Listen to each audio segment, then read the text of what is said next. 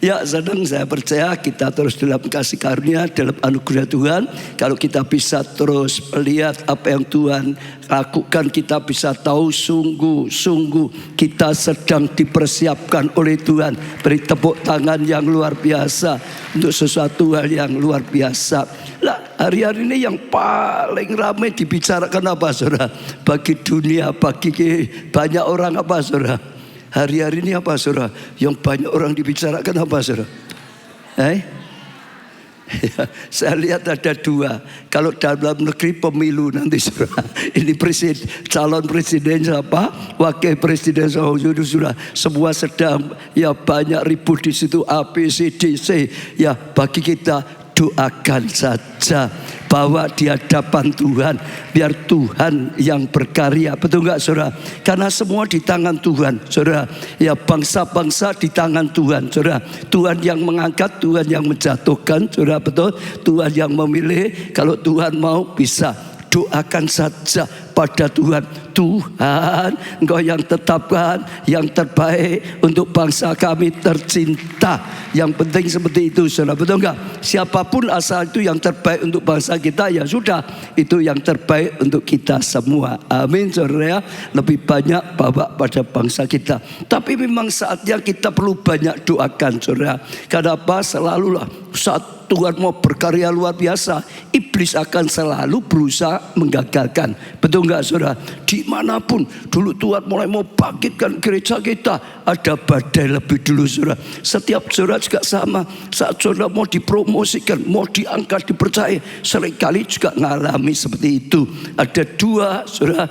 Ya, iblis memang ingin menggagalkan, tapi Tuhan juga membiarkan kadang-kadang supaya apa? Dipakai untuk melatih kita justru, supaya minta kita, iman kita, pengalaman kita lebih lagi, ya, kapasitas kita lebih lagi, sehingga bisa dipercayai yang lebih besar. Tepuk tangan yang meriah. Jadi yang penting bawa di dalam Tuhan. Tuhan akan berkarya. Amin, ya. Doakan semua roh perpecahan, yang penting itu, saudara, dihancurkan, dilenyapkan gitu, saudara. Tuhan yang jagai, saudara. Ya, boleh beda pendapat, tapi tetap Indonesia bersatu. Amin, saudara, ya. Itu bagus sekali, itu penting sekali. Semua untuk kebaikan bangsa tanah air kita. Ya, itu untuk bangsa kita. Sekarang kalau untuk dunia, orang sedang ribut apa, saudara?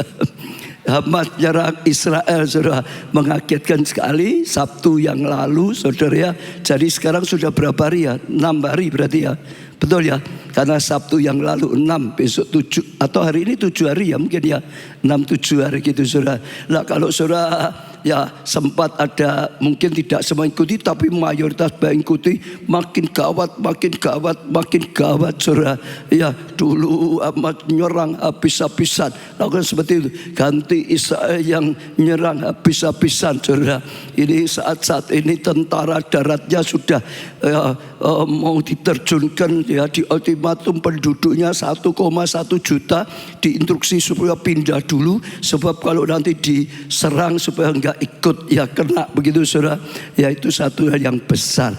Lalu peristiwa itu, saudara, selain kita doakan, banyak orang seringkali itu tanya, Pak, ini akhir zaman apa bukan?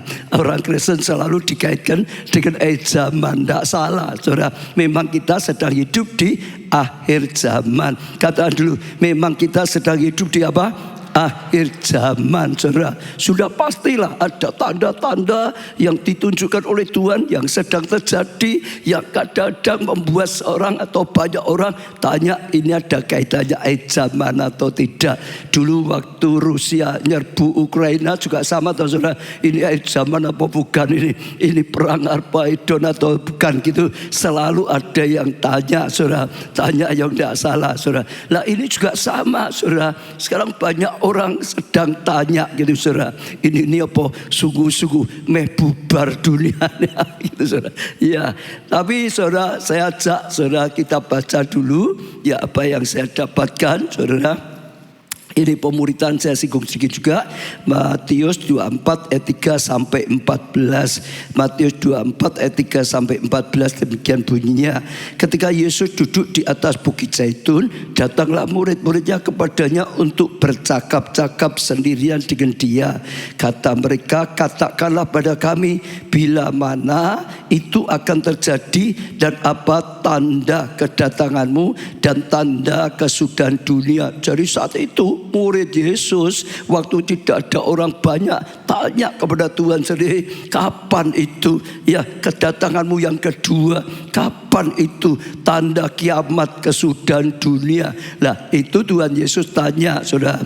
Ini yang akan kita ya pelajari apa yang dijelaskan oleh Yesus. Ayat 4 jawab Yesus kepada mereka, waspadalah supaya jangan ada orang yang menyesatkan kamu. Ya harus hati-hati, zaman itu lebih banyak hati-hatinya. Jangan sampai ada yang disesatkan. Sesat itu luas, saudara. Sesat itu bisa pengajaran sesat. Sesat itu bisa langkah-langkah yang keliru. Itu tersesat langkahnya. Ya sesat yang lain pokok bisa keliru lah gitu, saudara. Sebab banyak orang akan datang dengan memakai namaku dan berkata akulah Mesias, dan mereka akan menyesatkan banyak orang. Dengar lo ya, zaman itu yang disesatkan banyak lo, saudara ya. Ada dikatakan di sini orang ya menganggap Mesias. Kadang-kadang belakangan kan muncul ya agama baru yang menyebut Mesias. Ada lagi gitu, saudara. Lalu yang keenam, kamu akan dengar apa, saudara? Apa, saudara? Dibaca karena ini ada kaitannya apa, saudara? Deru perang. Ya, kamu udah dengar deru perang apa belum, saudara? Sudah banyak, bukan dengar, saudara. Kamu akan dengar deru perang atau kabar-kabar tentang perang, saudara. Namun awas-awaslah, janganlah kamu apa? Nah itu nasihat pertama dulu. Janganlah kamu gelisah, bingung gimana kiamat apa ora, bingung ini nanti gimana ya Indonesia, bingung ini nanti gimana nasibnya kita. Yang penting jangan gelisah. Yang penting jangan gelisah. Yang penting jangan gelisah.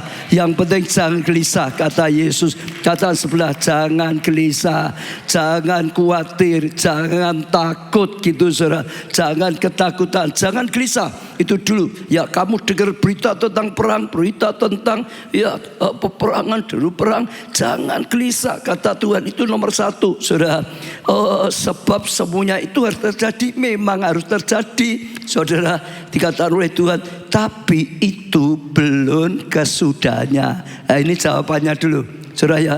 Jadi jangan bingung, jangan gelisah. Rusia dengan Rusia dengan Ukraina, saudara. Juga wah ini bisa merembet jadi perang dunia ketiga. Wah ini pangannya gimana nanti? Wah rusak macam-macam lah, saudara. Pokok yang penting jangan gelisah. Ya, yang penting apa? Jangan gelisah, karena itu belum kesudahan, belum waktunya itu, saudara. Sekarang kita dengar lagi ini gimana orang ya Israel nanti perang, saudara. Nanti Amerika dukung ini, Eropa dukung ya Israel, nanti Rusia, saudara. Ya nanti yang lain-lainnya dukung ganti Hamas. Pokok sekali lagi belum kesudahan, jadi jangan gelisah. Katakan belum kesudahan. 1, 2, 3. Belum kesudahan. Artinya belum waktunya lah kiamat, saudara. Jadi gak usah terlalu bingung, saudara. Jangan gelisah. 7. Sebab bangsa akan bangkit melawan bangsa dan kerajaan melawan ya kerajaan. Ya memang gitu. Tadi dikatakan itu harus terjadi, saudara. Akan ada kelaparan dan gempa bumi di berbagai tempat. Kelaparan ini sedang di mana-mana loh. Banyak orang, presiden kita juga ingatkan loh, di dunia banyak yang sedang mengalami kelaparan dan gempa bumi di berbagai tempat, juga banyak di Afghanistan di mana sedang terjadi gempa bumi. Akan tetapi semua itu apa, saudara? Semua itu apa, saudara? Barulah permulaan. Itu baru permulaan, saudara. Penderitaan dan menjelang zaman baru. Pada waktu itu nanti kalau sampai waktunya penderitaan kamu akan diserahkan supaya disiksa, dan kamu akan dibunuh dan akan dibenci semua bangsa oleh karena namaku, dan banyak orang akan murtad Mereka akan saling menyalahkan dan saling membenci. Lalu ayat 11, banyak nabi palsu akan muncul dan menyesatkan banyak orang. Jadi hati-hati kalau ini sungguh-sungguh cerita nabi, berarti tentang pengajaran, tentang nubuatan. Nabi kan nubuatan, saudara, yang palsu akan muncul, saudara, sehingga menyesatkan. Ada yang disesatkan enggak? Banyak, saudara. Jadi jangan hati, banyak yang disesatkan, saudara. Ayat 12, dan karena ya makin bertambahnya kedurhakaan, jadi yang durhaka, yang palsu, yang menyesatkan, maka kasih kebanyakan orang akan menjadi dingin, saudara. Apalagi nanti tanggal sekian Tuhan datang, teko gitu, saudara. Nanti lagi tanggal sekian Tuhan datang, tidak datang lagi. Sudah 2000 tahun bilang mau datang, enggak, sampai habis bosan dengar berita seperti itu. Kadang-kadang kan gitu, saudara, ya harus ada keseimbangan. Ada tanda-tandanya, tapi Tuhan berkata jangan menetapkan kapan Yesus khotbah, nggak ada yang tahu, ya saudara. Sampai di situ. Ayat 13, tetapi orang yang bertahan sampai pada kesudahan akan selamat. 14 ini saudara kuncinya. 14 saudara perhatikan ya. Dan apa saudara? Injil kerajaan ini akan diberitakan di seluruh dunia. Injil harus akan ini kerajaan ini atau Injil atau firman akan diberitakan di seluruh bumi, ya, sampai seluruh bumi mendengar gitu, sampai bangsa-bangsa semua mendengar, saudara, ya, menjadi kesaksian bagi semua bangsa. Injil itu jadi kesaksian bagi apa? Semua bangsa. Artinya berita Injil akan disebarkan luar biasa sekali, saudara. Akan ada revival, akan ada kebangunan rohani, firman, ya, disaksikan di mana-mana orang, ya, beritakan firman di jalan, di bangsa-bangsa yang belum dengar semuanya. Ya, sesudah itu barulah tiba kesudahan. Sesudah apa?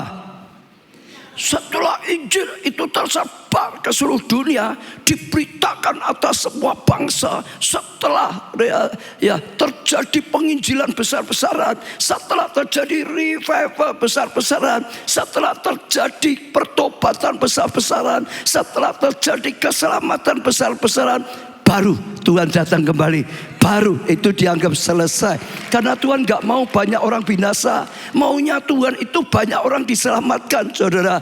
Ya, banyak macam-macam terjadi. Semua orang itu sadarlah, manusia itu kalau enak saja tidur rohaninya, betul gak, saudara? Enak saja lupa dengan Tuhan. Kan seringkali kan gitu, saudara. Ya, biar ada ini, biar ada itu. Ada sadar, tahu butuh Tuhan. Tanpa Tuhan gak bisa apa-apa, saudara. Jadi semua itu memang diizinkan oleh Tuhan. Ada kelaparan, ada perang, ada sampar macam-macam. Kalau saudara baca, semua diizinkan tadi. Tapi itu belum, saudara.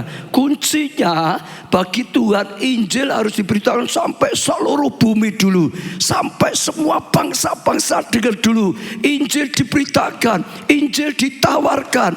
Oh, saudara, supaya banyak orang mendengar, supaya banyak orang diselamatkan. Setelah semua sudah mendengar, semua sudah dengar dan terima keselamatan, baru Tuhan datang. Yang tidak mau terima itu salahnya. Tapi Injil sudah sih semua bangsa, semua orang akan dengar Injil. Semua, ya, akan ada kaker, akan ada banyak. Terus Injil akan banyak misionaris yang dikirim. Ada banyak penginjil, saudara. Yang penting kalau dibuat mudah, akan terjadi kebangunan rohani besar-besaran di seluruh bumi ini, saudara. Sehingga Injil diberitakan luar biasa sampai semua mendengar, sehingga banyak orang diselamatkan. Nah, baru selesai. Yang nolak ya terserah, namanya nolak kok, saudara. Betul gak? Karena sekali lagi hati Tuhan ingin manusia diselamatkan. Itu sebabnya Yesus datang ke dunia. Tujuannya apa? Selamatkan jiwa. Tuhan Yesus datang ke dunia, tujuannya apa? Selamatkan jiwa. Sampai dia Allah rela jadi manusia kok, supaya manusia bisa diselamatkan kok. Betul gak? Kalau hanya binasa ya biarin kan, Tuhan Yesus gak perlu datang. Tuhan Yesus perlu datang sampai rela jadi manusia, saudara. Bahkan sampai rela tinggalkan semuanya, hanya serahkan dirinya di atas kayu salib. Oh, siap, ya gak salah, jadikan yang bersalah dihukum gak bersalah, kutuk semua ditimpakan, saudara. Oh, sangat luar biasa sekali. Semua penderitaan, semua sakit, semua kemiskinan ditimpakan semua sampai selesai. Hanya untuk satu, selamatkan jiwa. Harus kita ingat betul, sejak saat itu ada jalan untuk diampuni, untuk diselamatkan. Untuk itu, nah sama saudara, karena itulah kita juga diselamatkan. Tanpa itu nggak bisa, betul nggak? Dia naik ke surga, baru setelah itu kirim rohnya, roh kudusnya, muridnya diurapi, muridnya dipakai. Oh, mulai saudara lahir gereja mula-mula, mulai kegerakan terjadi ya dari ya tempat berikutnya, dari Timur Tengah sampai ke Yunani, sampai ke Eropa, sampai Amerika Latin, sampai saudara Afrika, semuanya, sampai Asia, sampai Korea, sampai Indonesia, supaya lebih banyak. Masih ada yang belum, saudara. Kita akan dibangkitkan, kita akan bawa obor sampai ke bangsa-bangsa, khususnya juga menyelesaikan yang belum, sampai Timur Tengah Injil, sampai tanah perjanjian kembali lagi. Artinya itu semua baru selesai, semua sudah selesai, sudah dengar Injil, baru kesudahannya, saudara. Jadi kalau kita dengar seperti itu, Tuhan berkata jangan cemas, jangan takut, jangan gentar. Kalau saudara lihat tadi, karena memang semua itu harus terjadi, memang harus terjadi supaya justru apa? Ladang itu menguning, saudara. Orang kalau nggak ada apa-apa itu sulit, mentah hatinya atos, betul nggak? Tapi kalau dikeplek-keplek hatinya sudah remuk semua, gampang terima Tuhan. Lah gitu toh, saudara, betul nggak? Sudah beti, wah ini ada perang, ada macam-macam gitu, saudara. Akan banyak orang, tujuannya adalah untuk Tuhan besar. Amin. Tujuannya untuk Tuhan besar.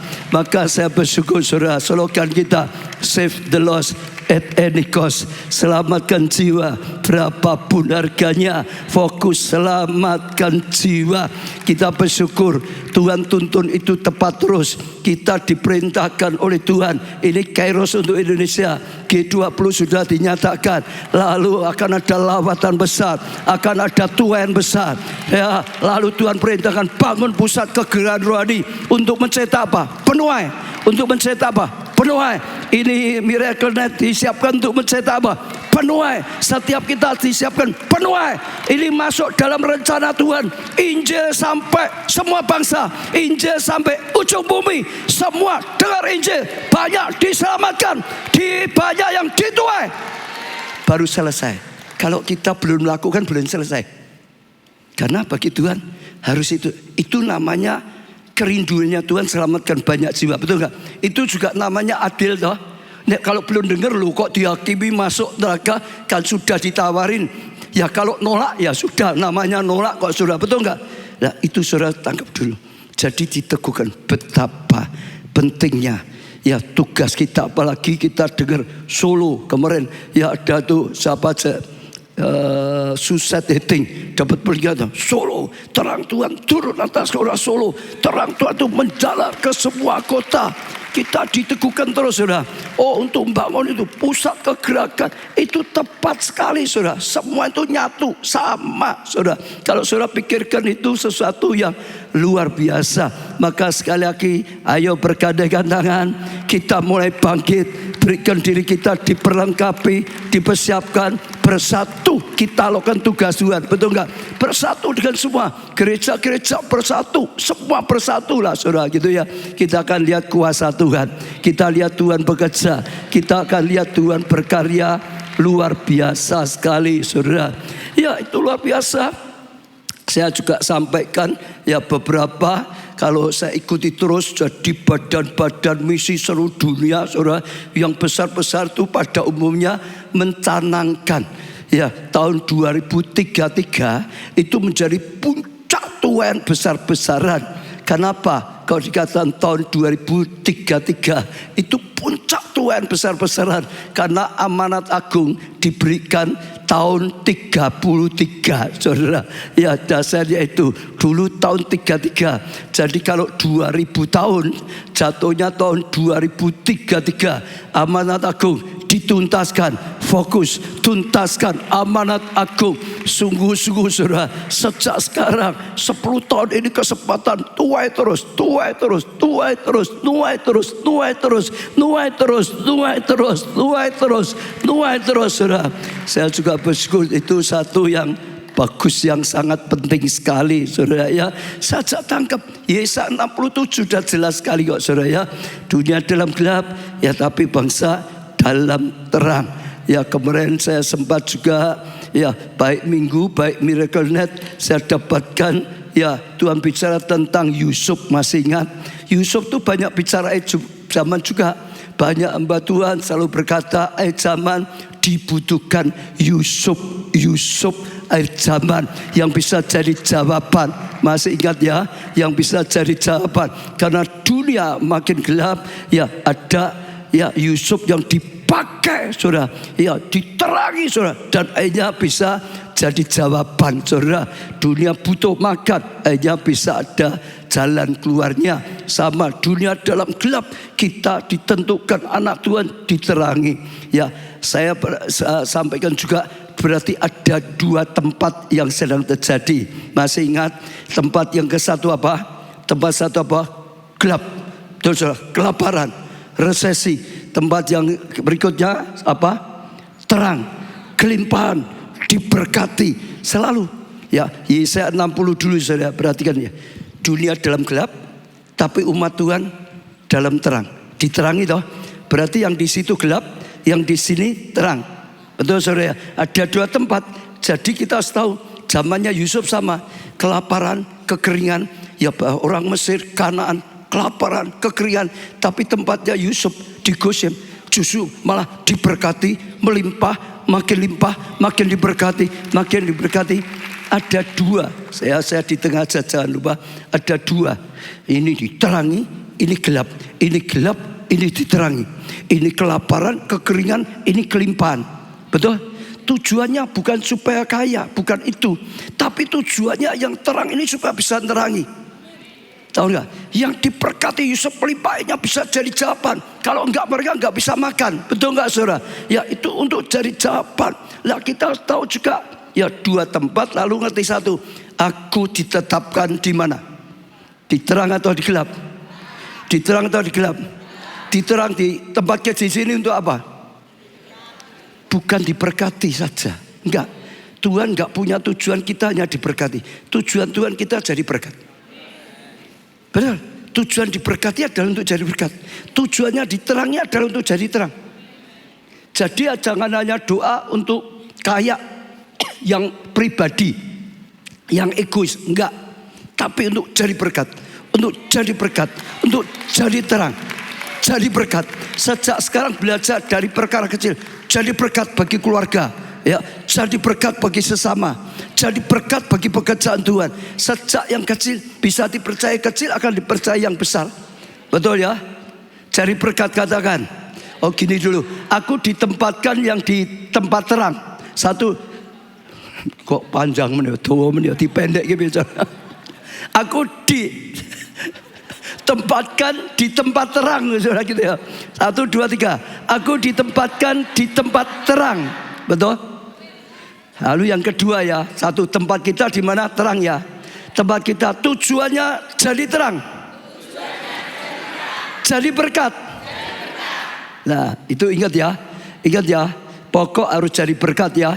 Itu diimani, saudara. Lalu ada lagi satu yang penting, saudara. Kemarin saya ajarkan, kalau bisa saudara dengarkan di Miracle Net. Belajar, saudara ya. Percaya yang benar. Berpikir yang benar, ngomong yang benar. Ya, bila perlu berbuat yang benar tambah lagi. Saudara dengar, banyak orang, anak Tuhan, ditempatkan sini, dipilih Tuhan. Mau ditempatkan di sini, diterangi untuk jadi terang, diberkati untuk jadi berkat. Tapi percayanya gelap. Saya kira kulit angel. Saya kerja angel, apa-apa angel. Saya memang masanya krisis. Saudara, itu percaya yang salah. Betul? Mulai berpikir, wah, ya nek gini nyerot duit, nyerot rekoso. Oh bangkrut aku, utangku tambah. Mikirnya salah. Lalu ngomongnya mulai banyak bersungut-sungut. Kok ini macem-macem. Saudara dengar loh. Kalau kita, hati kita salah. Pikiran kita, ngomong kita salah. Saudara dengar ya. Harusnya ditempatkan di terang. Kita akhirnya terpaksa malah pindah sendiri di sini. Gelap. Kenapa? Terjadi dengan imanmu. Betul? Betul? Kalau seorang ngomong, wah iki angel. Wah mundur usahaku. Saiki memang golek duit aku angel. Jadi. Betul gak? Percaya sulit, percaya krisis. Semua krisis aku ya kena no. Aja munafik, ya kena tenan. Jadilah sesuai yang dipercaya. Benar? Yang kedua Tuhan ngomong, pikir yang kau perhitungkan, pikirkan tentang dirimu. Wah nek ngono aku bangkrut. Wah nek ngono utangku tambah. Mulai mikirnya gitu. Jadi Tuhan juga berkata, seperti yang kau katakan di hadapanku, aku lakukan.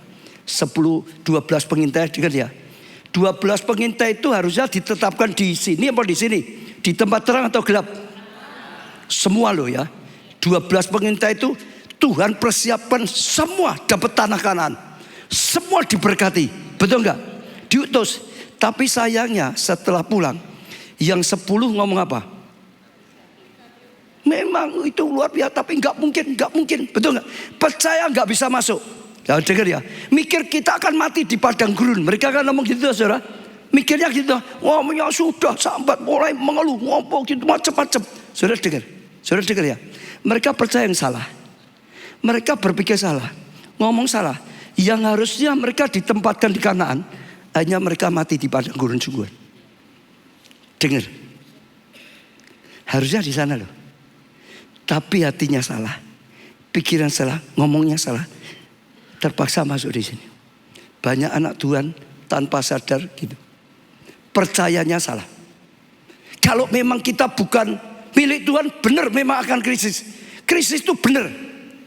Tapi kalau kita milik Tuhan, anak Tuhan, pilihan Tuhan, sudah ditetapkan di tempat terang, sudah ditetapkan diberkati, sudah disediakan berkat, sudah disediakan terang, sudah disediakan karya turut campur Tuhan. Kita harus beda cara berpikir, karena tempat kita bukan di sini. Betul.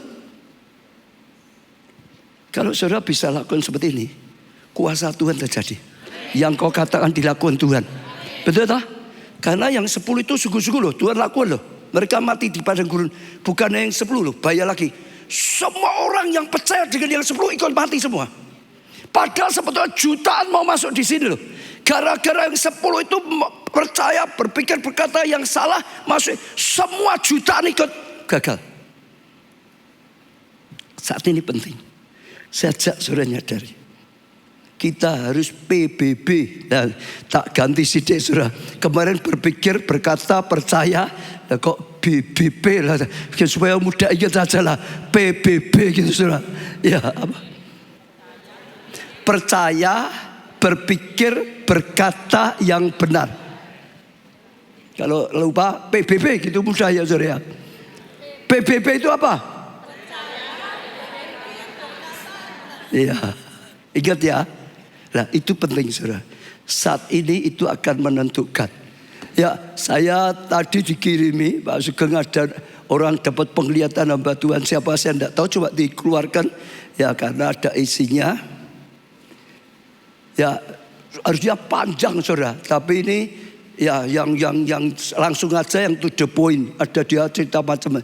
Ini waktunya umat Tuhan seluruh dunia bersatu hati. Ya merendahkan diri. Dan mencari wajah Tuhan, berdoa dan masuk ke dalam sidang ilahi untuk Israel. Ya minta Tuhan sembuhkan bangsa Israel. Beri kerendahan hati dan pertobatan atas bangsa Israel.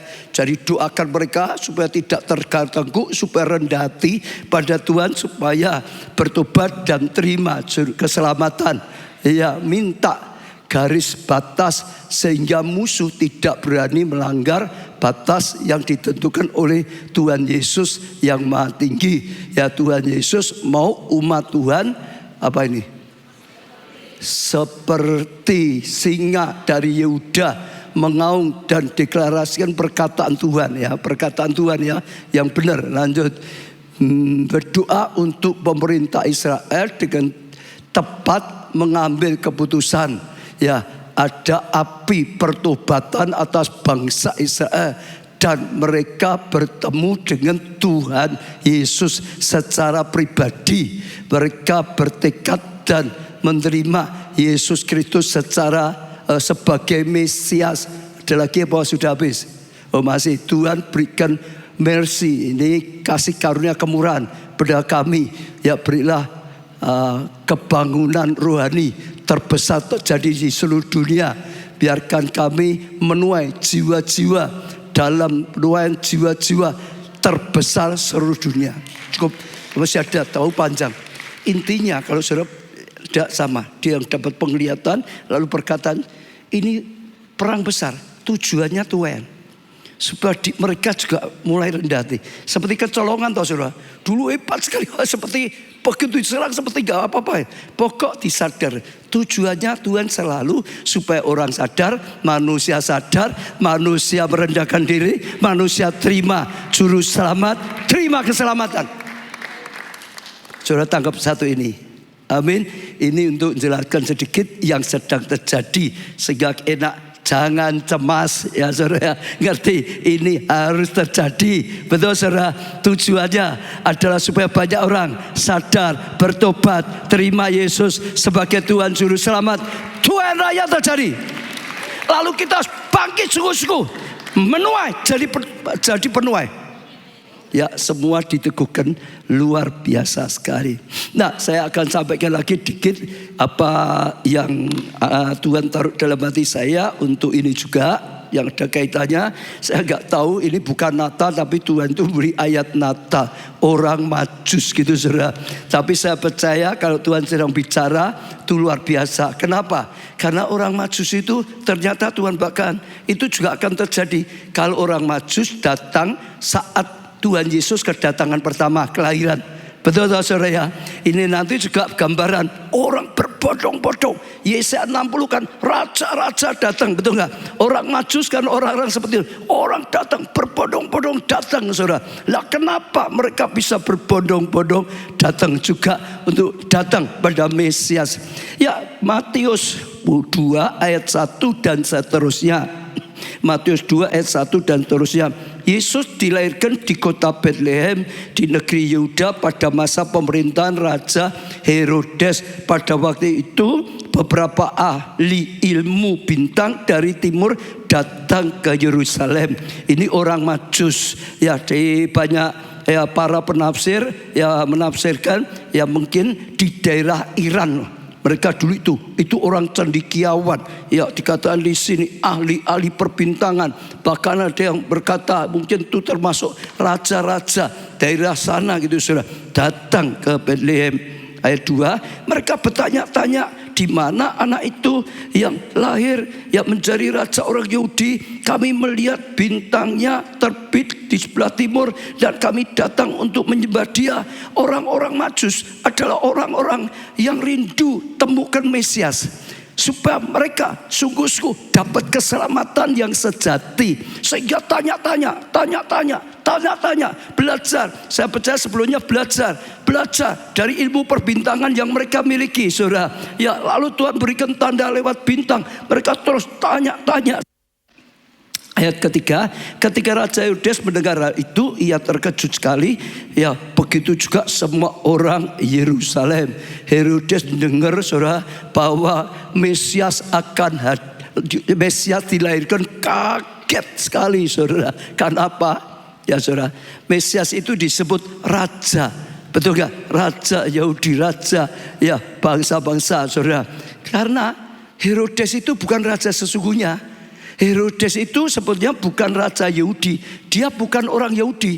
Herodes itu bukan orang Yahudi. Itu orang, saudara, dia adalah orang, saya lihat di sini ya. Ya. Dia adalah orang Edom yang oleh Kaisar Roma sengaja dijadikan raja orang Yahudi untuk bisa mengendalikan, untuk menguasainya gitu saudara. Sehingga waktu dia dengar raja orang Yahudi lahir, kaget dia, karena dia sendiri sebenarnya bukan raja Yahudi yang sesungguhnya. Ya takut, maka ia menyuruh semua imam, kepala dan guru-guru agama bangsa Yahudi datang berkumpul, lalu bertanya kepada mereka, di mana akan lahir raja yang dijanjikan Allah? Ya, mereka menjawab, di kota Bethlehem di negeri Yehuda, sebab ya beginilah ditulis seorang nabi, ya, engkau Bethlehem di negeri Yehuda, engkau sekali-kali bukan yang terkecil di antara kota-kota utama di Yehuda, karena daripada engkau akan datang seorang pemimpin yang memimpin umatku Israel. Jadi waktu tanya-tanya saudara, dipanggil imam-imam, panggil ahli Taurat, ditanya, ya benarkah ini? Ya, di mana lahirnya? Ya, imam-imam ahli Taurat bisa jelaskan, benar, ada nubuatan akan lahir di Bethlehem gitu.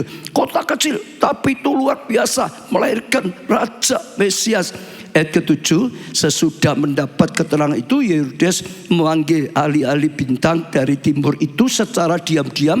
Lalu ia bertanya pada mereka, kapan tepatnya bintang itu mulai kelihatan? Ya, sesudah itu menyuruh mereka ke Bethlehem, ya, dengan pesan, pergilah cari anak itu dengan teliti, dan kalau kalian menemukan dia, beritahukan kepada kami supaya aku juga ya pergi menyembah dia. Jadi setelah orang Majus ini dipanggil, ditanya, lalu dikasih tahu nih di Bethlehem, pergilah ke sana, ya cari sungguh-sungguh dengan teliti sampai ketemu. Nanti kalau engkau ketemu beri kabar aku, katanya gitu, karena aku juga akan menyembah. Ya, lalu pergilah mereka melihat.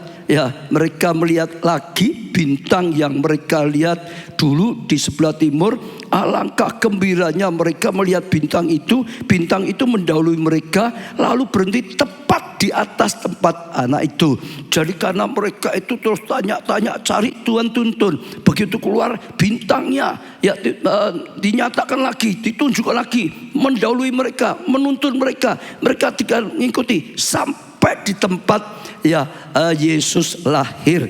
Ayat berikutnya, saudara, mereka masuk ke dalam rumah itu dan lihat anak itu ya dengan Maria ibunya. Mereka sujud dan menyembah anak itu, lalu membuka tempat bendaraan mereka dan mempersembahkan kepadanya emas, kemenyan dan mur. Begitu sampai, senang sekali ya, mereka sudah lihat di tempatnya itu. Mereka nggak diam, masuk saudara. Setelah masuk juga nggak diam, buka perbendaraannya saudara, lalu ya mempersembahkan tadi persembahan emas, kemenyan dan mur. Mereka lakukan satu saudara. Lalu ayat yang terakhir 12, ya, Allah mengingatkan mereka dalam mimpi supaya jangan kembali ke Herodes. Jadi mereka pulang mendahului jalan itu. Artinya orang yang seperti ini saudara, luar biasa, dituntun Tuhan, dilindungi Tuhan, diselamatkan oleh Tuhan. Ya, mereka nggak tahu, diberitahu oleh Tuhan saudara. Bahkan waktu ada Herodes yang ingin menipu mereka, bantai mereka, juga disadarkan sehingga mereka luput dan selamat. Lah, bagi saya yang saya rasa Tuhan bukakan gini saudara, orang Majus ini adalah orang bukan Yahudi yang satu-satunya diberitahu dan ditulis di Alkitab. Mereka artinya orang-orang ini dipilih oleh Tuhan. Saya percaya mereka itu orang yang menyentuh hatinya Tuhan, orang yang bisa menyentuh, orang yang bisa menyukakan hatinya Tuhan. Sampai waktu Mesias lahir, Tuhan lahir di bumi, diberitahu mereka. Kalau tidak, nggak mungkin diberitahu orang-orang yang disukai Tuhan, yang menyentuh hatinya Tuhan. Sampai Tuhan pilih, sampai Tuhan beritahukan saudara. Nah, kenapa mereka ini apa yang melakukan sehingga bisa menyentuh hatinya Tuhan, sehingga suku-suku mereka itu sekalipun bukan ya bangsa pilihan, tapi diberitahu, dituntun saudara, sampai menemukan saudara, akhirnya mengalami dan mendapatkan yang luar biasa dan dilindungi. Kalau saya dapatkan, saudara, pertama mereka adalah orang-orang yang memang ingin cari Mesias. Kalau orang tidak punya keinginan, nggak butuh, ya tidak berusaha. Mereka kan cari tadi, betul nggak? Ingin. Saya percaya mereka belajar dari ilmu perbintangan. Mereka ingin tahu karena itu ilmu mereka, saudara. Dari perbintangan bisa cerita, tunjukkan ABCD banyak. Mesias itu di mana? Yang berikutnya mereka orang yang mudah percaya. Sekalipun Tuhan tunjukkan lewat perbintangan, percaya. Mudah percaya. Orang yang sulit percaya itu Tuhan malas untuk beritahu. Dikasih tahu ya nggak percaya. Dikasih tahu nggak percaya. Aku nggak pernah itu dapat petunjuk Tuhan. Lah memang nggak percaya nano. Dikasih tahu ya Tuhan bilang percuma. Betul nggak? Orang biasanya yang mudah percaya dapat lagi rema. Percaya dapat lagi petunjuk Tuhan. Dilakukan. Diberitahu lagi. Dilakukan biasa gitu. Kalau saudara mau jadi orang yang memang ingin temukan Mesias, memang ingin temukan sesuatu yang dari Tuhan. Kedua, orang yang gampang percaya, jangan sulit percaya. Saudara, semua yang diberitahu itu orang gampang percaya. Maria itu gampang percaya, nggak masuk akal. Mau mengandung itu sulit sekali, mana bisa? Ya tidak bersuami, mana bisa, saudara. Tapi waktu dijelaskan bagi Allah tidak ada yang mustahil. Ya Tuhan bisa, ya lakukan. Lalu percaya, aku hambamu jadi seperti yang kau katakan. Mudah percaya sekalipun tidak masuk akal. Yusuf pertama juga gak bisa terima. Pacarnya kok hamil sendiri, gak mungkin ini mau dicerai. Tapi waktu mimpi, dapat mimpi, Tuhan bicara, Yusuf, Maria tidak selingkuh. Dia ini mengandung dari Roh Kudus. Ambil dia dari istrinya. Langsung percaya.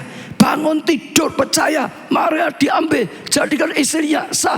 Mudah percaya. Para gembala, didatangi malaikat bala tentara surgawi. Begitu didatangi dapat perkataan telah lahir. Ya di Betlehem, ada di Palungan gitu saudara. Diberitahu percaya. Begitu malaikat pergi, mereka langsung datang ke tempat ini. Orang-orang yang Tuhan suka beritahu adalah orang yang mudah percaya. Jadilah orang yang mudah percaya. Kalau surat percaya, minta pada Tuhan, jamalah hatiku Tuhan. Ya hati yang mudah percaya. Amin saudara. Lalu yang ketiga, mereka itu rela melakukan perjalanan yang sangat berat. Saudara, ya diperkirakan banyak penafsir Iran. Ya Iran sampai Israel itu hampir 2000 kilometer. Ya berapa kilometer? 2000 kilometer, hampir 19 berapa itu? Itu Solo Jakarta berapa kali ya? Solo Jakarta itu berapa? 600 ya? 500 lebih. Ya 3-4 kali gitu ya. Solo Jakarta 4 kali lah gitu ya saudara. Ini kalau lurus ya 4 kali saudara. Naik apa? Naik apa? Unta. Naik apa? Jadi Solo Jakarta 4 kali saudara, naik unta. Berapa lama? Berapa lama? Kok 1 bulan? Para penafsir ya, ada yang nafsir, karena kan jalan zaman dulu beda sekarang. Ada yang nafsirnya 4 bulan, ada yang nafsirnya 2 tahun. Loh itu tidak mudah loh. Zaman dulu betul gak? 2000 itu lama. Saudara bayangin, mereka itu berani korban waktu seperti itu tinggalkan kerjaan loh. Ayo. Ya tak? Itu tinggalkan keluarga loh. Betul gak? Itu keluar uang apa enggak? Banyak apa dikit? Banyak saudara. Ayo kalau perjalanan 4 bulan lah, gak usah yang 2 tahun aja. Mau sanggup berapa? Loh, ini kita harus bisa bayangkan, betul gak? Jauh, berat apa ringan? Berat. Waktunya harus korban banyak, dananya korban banyak, nginepnya di hotel bintang berapa?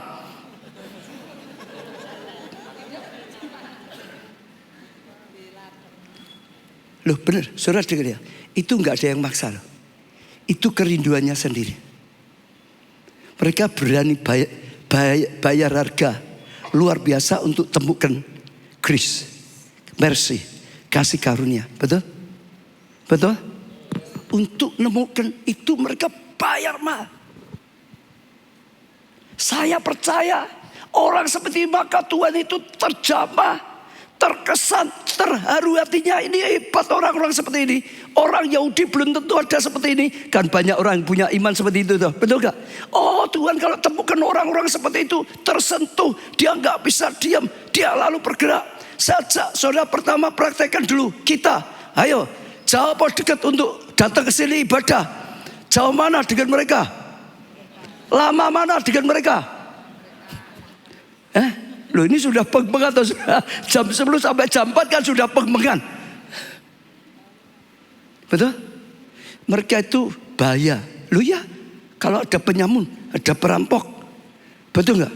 Yang pasti kalau nanti diuraikan satu, mereka itu hebat. Mereka itu berani bayar harga luar biasa. Ya untuk Tuhan luar biasa sekali. Untuk temukan kasih karunia. Untuk nyembah Tuhan. Untuk itu mereka itu berani bayar harga luar biasa. Maka kalau gereja senengnya telat, gelangan sok teko ora teko, melayani kehemen wis kesel. Loh ini fakta saudara. Kita belajar jangan sebentar. Coba saya kasih PR ya nanti sampai besok ya. Renungno dicatat apa yang dilakukan mereka. Betapa besarnya perjuangan mereka untuk dapatkan. Betul. Sudah datang. Yang terakhir saja ya. Mereka bukan hanya berani bayar harga dalam itu. Datang untuk apa mereka? Datang untuk apa? Untuk nyembah.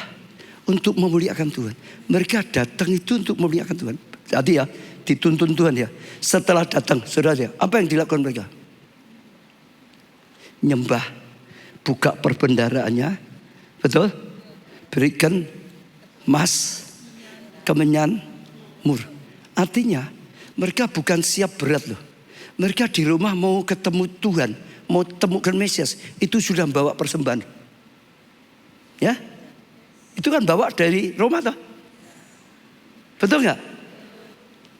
Itu yang sering saya katakan, mau ibadah itu cari. Kalau zaman dulu raja mau datang pada kaisar harus, hukumnya harus.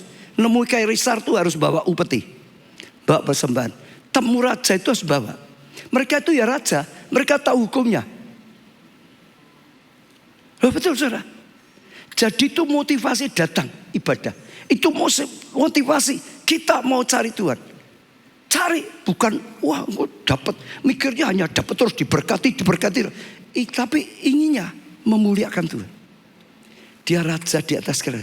Yang layak dipermuliakan. Yang layak ditinggikan.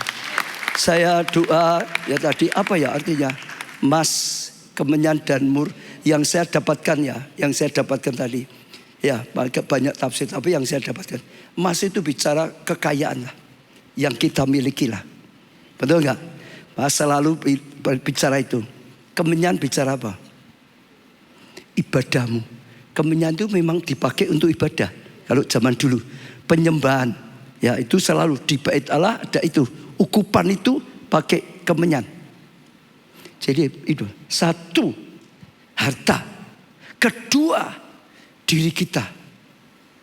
Persembahkan hidupmu, tubuhmu sebagai ibadah yang sejati.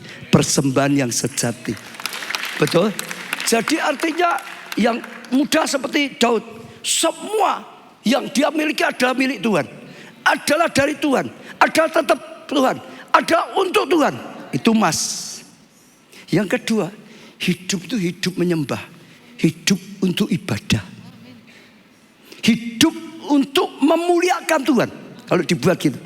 Saudara baca ada ayat ditulis. Kita diciptakan untuk memuliakan Tuhan. Diciptakan untuk itu. Menggantikan Lucifer. Diciptakan untuk mengagungkan Tuhan. Dulu Lucifer. Tapi Lucifer itu akhirnya enggak setia. Dibuang. Tuhan ciptakan manusia kita, gantikan kita yang menyembah Tuhan, kita yang memuliakan Tuhan, kita yang mengagungkan Tuhan.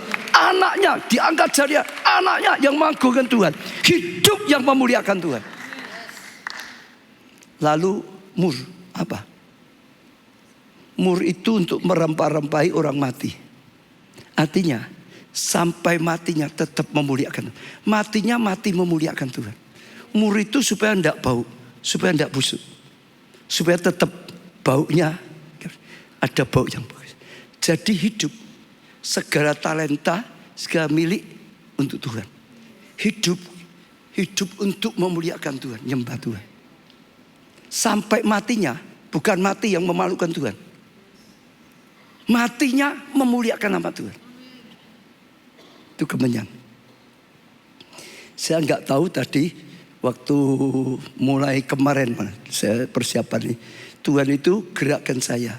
Ini kan Nata, bukan itu Nata. Sorry, saya nggak diberitahu tapi saya tahu sudah disiapkan ulang tahun saya, termasuk ini. Saya nggak diberitahu tapi tahu gitu, karena ada orang yang keterucut. Ada pendeta Pak Gideon Munte itu kirim video 2 hari yang lalu. Selamat ulang tahun ya Pak Gideon. Aku ngomong loh, aku ulang tahun loh. Selamat ulang tahun. Ternyata diminta, tidak tahu siapa yang minta rekaman itu loh. Selamat ulang tahun. Mau ditayangkan, dia nggak mudeng dikirim ke saya langsung. Saya malu. Wong saya perlu ulang tahun kok dikirimi video gitu. Kedua Pak Tek, kemarin ada pertemuan saya dengan pendeta Bak. Salah satunya Tekok. Besok acara itu apa? Sabtu itu. Itu gimana ulang tahun? Ada apa tuh? Pak Tek mau jawab, gimana? Ayo gimana? Oh ayo bocor, ternyata Sabtu ada juga acara gitu.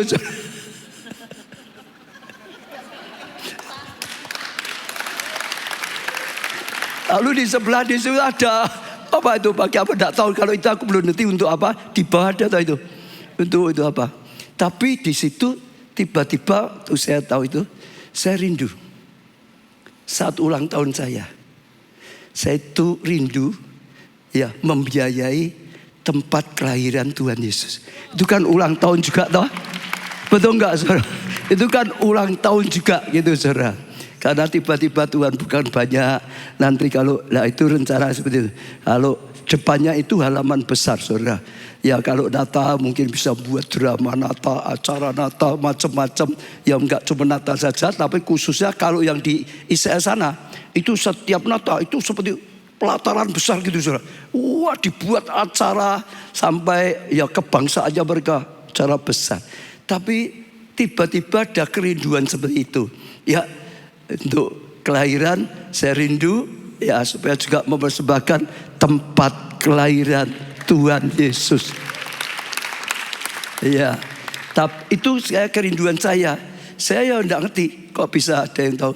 Ya, tapi sekalian kalau ada saudara yang rindu, saudara, saya sudah siap saya sendiri.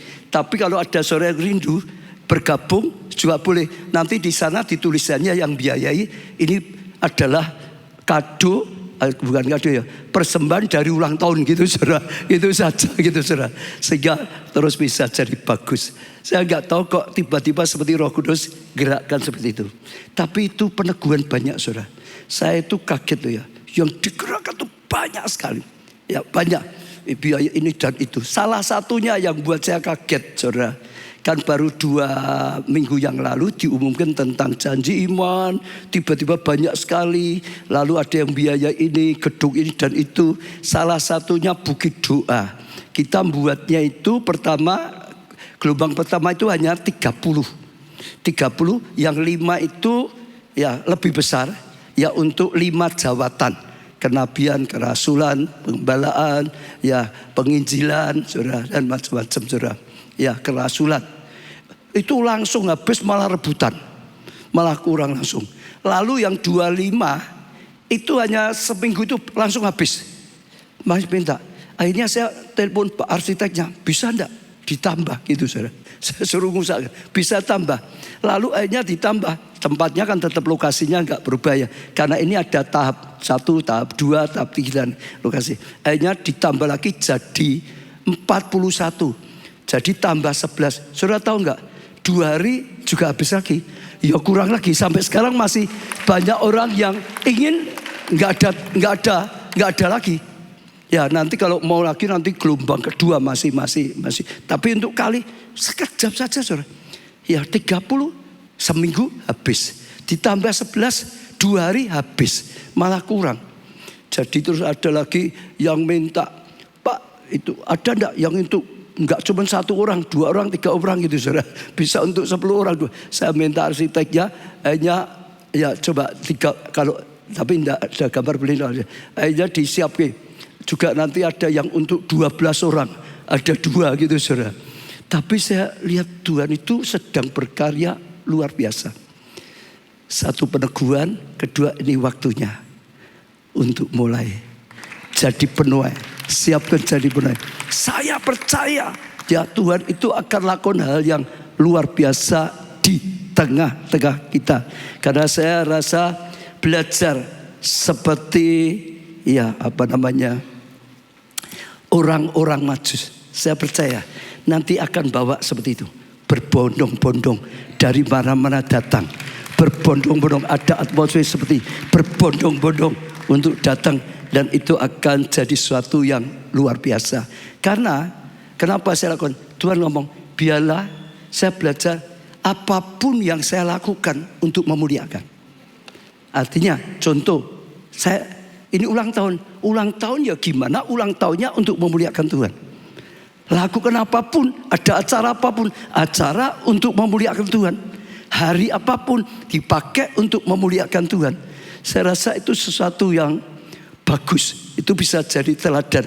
Saya tutup dengan 1 kesaksian saja. Setelah itu Nathan ya, saya tutup 1 kesaksian.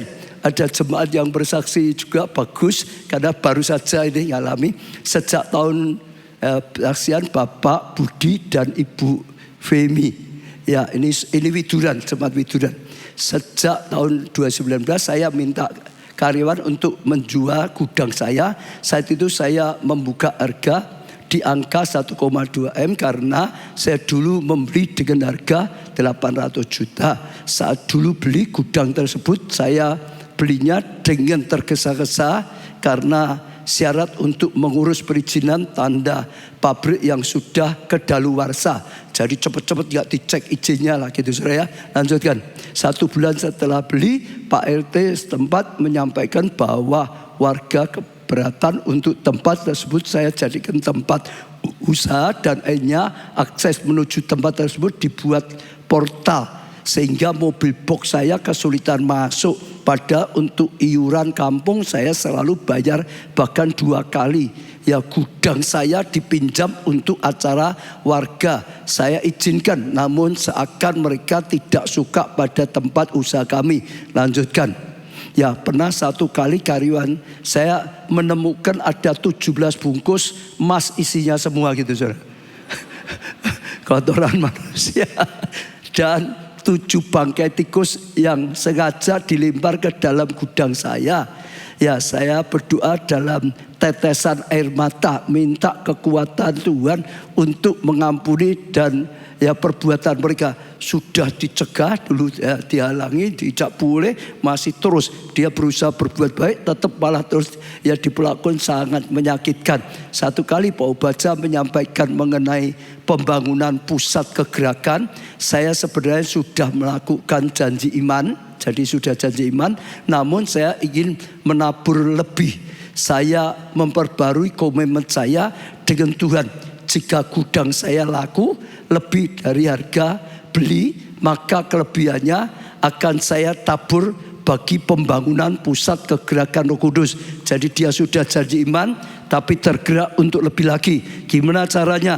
Pokok dulu gudangnya itu belinya 800, dijual lebih, bisa lebih berapapun itu dipakai untuk pembangunan, persembahkan. Setiap saat teduh saya berdoa mengucap berkat atas gudang itu. Jadi diberkati di dalam nama Tuhan Yesus, gudang saya diberkati hingga oleh karena berkat Tuhan menjadi gudang yang baik dan indah menurut pandangan orang, yang membuat orang memiliki keinginan kuat untuk memiliki tempat itu.